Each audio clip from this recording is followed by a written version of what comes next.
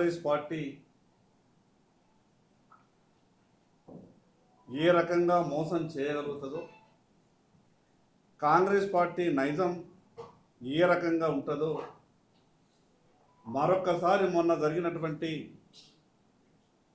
పార్లమెంటులో మహిళా బిల్లు సందర్భంగా గొప్ప ఆలోచనతో నరేంద్ర మోడీ గారు 33% మహిళలకు రిజర్వేషన్లు తీసుకురావాలి, అది 2029 సంవత్సరంలోనే అమలు చేయాలన్నటువంటి ఆలోచనతోని మహిళా బిల్లులు తీసుకొస్తే బయట మాట్లాడేటటువంటి మాటలకు కాంగ్రెస్ పార్టీ పార్లమెంట్లో అవలంబించినటువంటి విధానానికి ఎక్కడ కూడా పొంతన లేకుండా ఈరోజు మహిళలకు కాంగ్రెస్ పార్టీ ద్రోహం చేసింది. పార్లమెంట్లో బిల్లు వీగిపోయిందని కాంగ్రెస్ పార్టీ మహిళలకు ద్రోహం చేయడమే కాకుండా గ్రామ గ్రామాన సంబరాలు చేయండి అని కాంగ్రెస్ పార్టీ జాతీయ నాయకులు, ఈ రాష్ట్ర ముఖ్యమంత్రి గారు, పిసిసి అధ్యక్షులు గ్రామాలలో సంబరాలు చేసుకోమని కాంగ్రెస్ పార్టీ నాయకులకు పిలుపునిచ్చారు.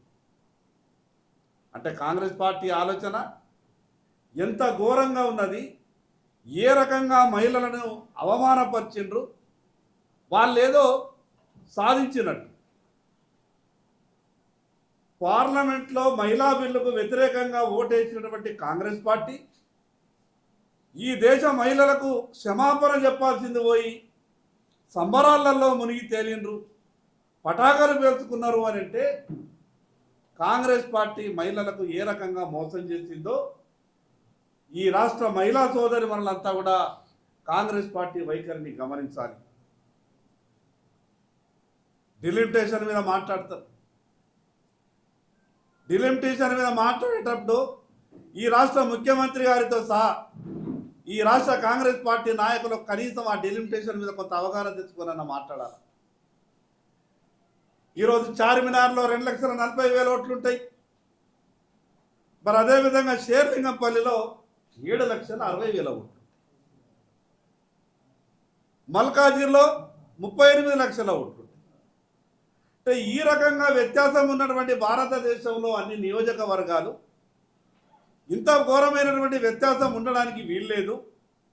అందరికీ సరిసమానమైనటువంటి అవకాశాలు రావాలా. ఇదంతా కూడా కాంగ్రెస్ పార్టీ చేసినటువంటి తప్పులన్నీ కూడా సరిదిద్దాలన్నటువంటి ఆలోచనతోని ఈరోజు అంత గొప్ప బిల్లును ఒక పక్క 33% మహిళా రిజర్వేషన్లు అమలు చేద్దామని, డిలిమిటేషన్ చేద్దామని అంత గొప్పగా పార్లమెంట్లో ఈరోజు భారతీయ జనతా పార్టీ నరేంద్ర మోడీ గారి నాయకత్వం ఒక సమర్థవంతమైనటువంటి బిల్లు పార్లమెంట్లో తీసుకొస్తే ఈరోజు కాంగ్రెస్ పార్టీ ఏ రకంగా వ్యతిరేకించిందో మహిళా సోదరులను ప్రత్యేకంగా గమనించింది.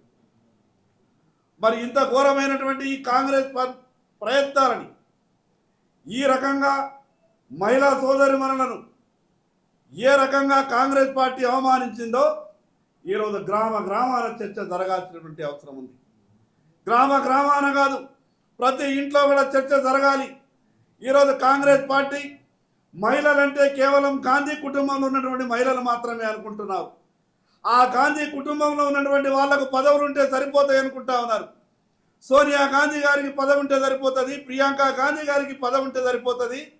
ఆ కుటుంబంలో ఉన్నటువంటి వాళ్లకు మాత్రమే పదవులు ఉంటే సరిపోతాయి.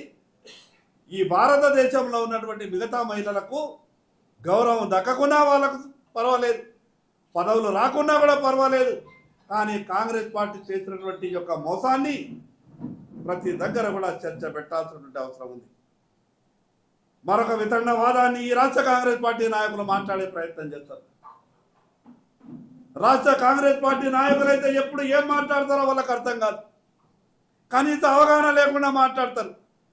ఈ రాష్ట్ర ముఖ్యమంత్రి గారు మాట్లాడతారు, సంపాదన ఎక్కడ ఎక్కువ చేస్తుంది ఆ ఏరియాలో సీట్లు ఎక్కువ ఇవ్వాలి, ఓట్లు ఎక్కువ ఇవ్వాలని రాష్ట్ర ముఖ్యమంత్రి గారు ప్రపంచంలో ఎక్కడ లేనటువంటి ఒక ఫార్ములాను తీసుకొచ్చారు. అంటే వాళ్ళ లెక్క ప్రకారం ఈరోజు అంబానీ కుటుంబానికి, ఆదాని కుటుంబానికి మంచిగా ఒక 10 కోట్ల ఓట్లు ఇవ్వబడుతుంది లెక్క ప్రకారం. సంపాదన ఎవరి దగ్గర ఎక్కువ ఉంటే, సంపాదన ఏ జిల్లాలో ఎక్కువ ఉంటే వాళ్లకు ఎక్కువ ఓట్లు ఇచ్చేటటువంటి ప్రతిపాదికన అది రాజ్యాంగంలో ఎక్కడైనా ఉంటుందా? అట్లంటే ఈ తెలంగాణ రాష్ట్రంలో 70% సంపాదన రంగారెడ్డి జిల్లా నుండి వస్తుంది. అంత మాత్రాన ఈ రాష్ట్రంలో ఉన్నటువంటి 119 నియోజకవర్గాలు రంగారెడ్డి జిల్లాకే 80 సీట్లు ఇవ్వాల్సి వస్తుంది. అది సాధ్యమవుతుందా? ముఖ్యమంత్రి గారు ఆ రకమైనటువంటి ఆలోచన చేయొస్తుందా? కనీసం ముఖ్యమంత్రి స్థాయిలో ఉన్నటువంటి వ్యక్తులు కూడా, ఈరోజు రాష్ట్ర కాంగ్రెస్ పార్టీకి అధ్యక్షులు ఉన్నటువంటి వ్యక్తులు కూడా కనీస రాజ్యాంగం మీద అవగాహన లేకుండా వాళ్ళు వాదించేటటువంటి వాదనలు కానీ, వాళ్ళు వినిపించేటటువంటి వింత ప్రతిపాదనలు కానీ ఈరోజు జనమంతా వాళ్ళు మాట్లాడినటువంటి మాటలు చూస్తే నవ్వుకుంటా ఉన్నారు. ఇప్పటికైనా ఈ కాంగ్రెస్ పార్టీ తన బుద్ధి మార్చుకోవాలి. కాంగ్రెస్ పార్టీ మాట్లాడేటటువంటి మాటల్ని తెలంగాణ రాష్ట్ర మహిళా సోదరిమణులారా మీరంతా కూడా ఒక్కసారి ఆలోచించండి.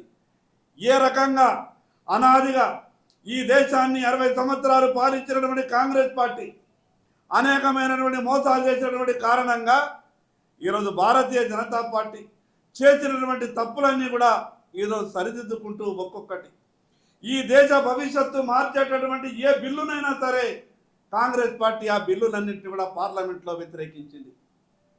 అది పోతే దేశ భవిష్యత్తును నిర్ణయించేటటువంటి, దేశం అభివృద్ధి వైపు దూసుకెళ్లేటటువంటి మంచి మార్పులు తీసుకురావడానికి ప్రయత్నం చేస్తున్నటువంటి అన్ని బిల్లులను ఈరోజు కాంగ్రెస్ పార్టీ పార్లమెంట్లో అడ్డుకునేటటువంటి ప్రయత్నం చేసింది.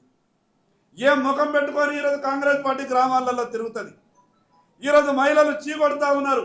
మహిళలంతా కూడా గ్రామాలలో చీపుర్లు పట్టుకొని ఉన్నారు. ఎప్పుడు వస్తారా కాంగ్రెస్ పార్టీ నాయకులు? ఎప్పుడు చీపుర్లతో మేము సత్కారం చేస్తామా అని మహిళా సోదరులంతా కూడా ఈరోజు కాంగ్రెస్ పార్టీ నాయకుల కొరకు గ్రామాలలో ఎదురు చూస్తూ ఉన్నారు. అందుకే కాంగ్రెస్ పార్టీ ఎన్ని కుట్రలు కుతంత్రాలు చేసినా ఖచ్చితంగా మహిళలకు భారతీయ జనతా పార్టీ 33% రిజర్వేషన్లు ఇచ్చే విధంగానే మా ప్రయత్నాలు ఉంటాయి. కానీ కాంగ్రెస్ పార్టీ నాయకులు, కాంగ్రెస్ పార్టీ ఆడుతున్నటువంటి ఆటలని మహిళా సోదరిమణులు ఎప్పటికప్పుడు గమనించాలి. రేపు వచ్చేటటువంటి రోజులలో ఏ ముఖం పెట్టుకొని వీళ్ళు గ్రామాలలోకి వస్తారో ఎక్కడికక్కడ తెలంగాణ రాష్ట్ర మహిళా సోదరిమణులందరికీ పేరు పేరున విజ్ఞప్తి చేస్తున్నాం. ఈ కాంగ్రెస్ నాయకులు చేసినటువంటి తప్పులు, ఈ ఢిల్లీ కాంగ్రెస్ చేసినటువంటి తప్పులు వీళ్ళందరినీ కూడా ఎప్పటికప్పుడు గ్రామాలలో ఈ నాయకులు వచ్చినప్పుడు నిరసనలు తెలియజేయాల్సినటువంటి అవసరం ఉంది. నాయకులను నిలదీయాల్సినటువంటి అవసరం ఉంది. కనీసం భవిష్యత్తులోనైనా సరే ఈ రకమైనటువంటి ఆలోచన లేకుండా మంచి బిల్లులు తీసుకొచ్చినప్పుడు పార్లమెంట్లో మద్దతిచ్చే విధంగా బుద్ధి రావాలి వాళ్ళకని ఈ సందర్భంగా కాంగ్రెస్ పార్టీ నాయకులకు చెప్పదలుచుకున్నాం.